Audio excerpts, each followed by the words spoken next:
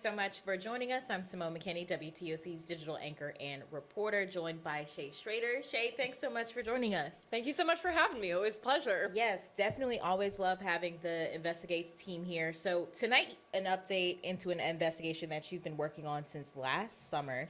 You may remember Shea did in December an investigation that uncovered major safety hazards at the Hyundai Megasite, as well as exploitation of migrant workers. So Shea, you've continued to look into the site. So what's your investigation for tonight going to be? Yeah, so when we were looking into the safety hazards and we were looking into the exploitation of undocumented workers on the site, that really got me asking, who are the companies that are on the site and who are the companies, that are responsible for some of this, but also folks that aren't responsible for that, but nevertheless, who is on the site and who is actually building the plant? Now, there wasn't one isolated incident that we looked at. We're talking about dozens of injuries from a lot of different contractors. So when I started looking at the companies, what we uncovered is that most of the companies on the site are not local. And so walk us through the process of finding those companies. This was a tough one. So we reached out to Hyundai and asked for a list of their contractors and subcontractors.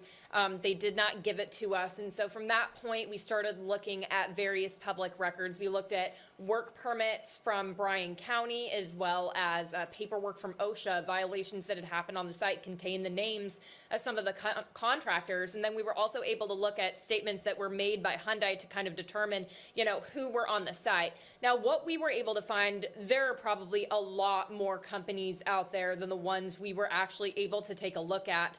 But for the companies that we were able to find, only 12 of them actually had local addresses, and 4 of those were established businesses. Everybody else on that list had set up shop in town right before groundbreaking on the Megasite, or they opened up their businesses after the fact. And so was there any local labor for anything that was promised? Yeah, no. So local labor was not promised as part of Hyundai's contract with the state of Georgia and the Joint Development Authority. And we did ask the Joint Development Authority about it. You'll hear from them in this interview. And they said that that is not typically something that you would see in a contract. However, the JDA did encourage that local labor and connecting the company with local vendors. So they set up a forum and some events where local contractors and vendors would be able to potentially get connected with work at the site. It was never promised, but when we started looking at the numbers of who of those vendors that signed up actually got work, the answer was very little.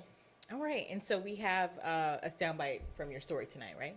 Yeah, this is a gentleman named Barry Ziegler. He is the business manager of the local 188 here in town, and he actually was at one of those events. All right, let's hear from him. Come to find out, the work had already been awarded.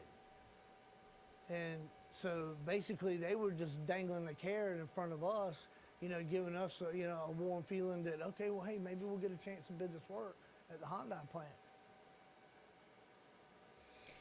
And so that is just a sneak peek, but where can we watch the full story tonight? Yes, so this is going to air in full tonight on the News at 6 here on WTOC. And then, as always, you can also find it on WTOC.com and WTOC Plus after it airs. Awesome. Shea, thank you so much for joining us. Thank you, Simone.